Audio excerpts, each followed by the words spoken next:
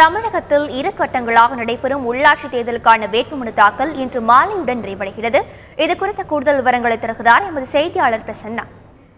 தமிழகத்தில் வரும் அக்டோபர் 17 மற்றும் 19ஆம் தேதி நடைபெற உள்ள உள்ளாட்சி தேர்தலுக்கான வேட்புமனு தாக்கல் இன்றுடன் நிறைவடைகிறது. கடந்த 26ஆம் தேதி துவங்கி தற்போது வரை 2,50,000க்கும் மேற்பட்டோர் வேட்புமனு தாக்கல் செய்துள்ளனர். இந்நிலையில் இன்றைய தினம் கடைசி தினம் என்பதால் அதிகமானோர் இன்றைய தினம் வேட்புமனு தாக்கல் செய்யலாம் என்று எதிர்பார்க்கப்படுகிறது.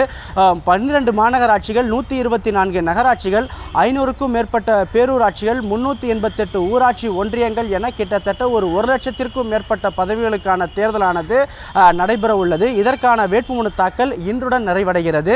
நாளைய தினம் வேட்புமனு பரிசீலனை என்றும் அதேபோல் வரும் 6ஆம் தேதிக்குள்ளாக வேட்புமனுக்களை வாபஸ் பெற விரும்புபவர்கள் வாபஸ் பெற்றுக் கொள்ளலாம் என்றும் அன்றைய தினமே இந்த வேட்பாளரின் இறுதி பட்டியலானது அறிவிக்கப்படும் என்றும் தெரிவிக்கப்பட்டுள்ளது. இந்நிலையில் தற்பொழுது வரை பிரதான கட்சிகளான அதிமுக தங்களுடைய வேட்புமனுக்களை தாக்கல் செய்து தற்பொழுது பிரச்சாரத்தில் ஈடுபட்டு வருகின்றனர்.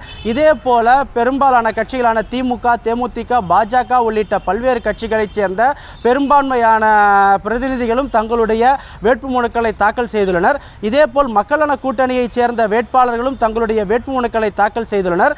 இன்றைக்குள்ளாக அவர்கள் அனைவருமே தங்களுடைய வேட்புமனுக்களை தாக்கல் செய்ய வேண்டும். இதேபோல ஒரே ஆள் 4 மனுக்களை தாக்கல் செய்யலாம் என்பதால் ஏற்கனவே மனு தாக்கல் செய்தவர்களும் இன்றைய தினம் மனு தாக்கல் செய்வதற்கான வாய்ப்புகள் உள்ளது. தந்தி டிவி செய்திகளுக்காக ஒளிப்பதிவாளர் சபரியுடன் பிரசன்னா.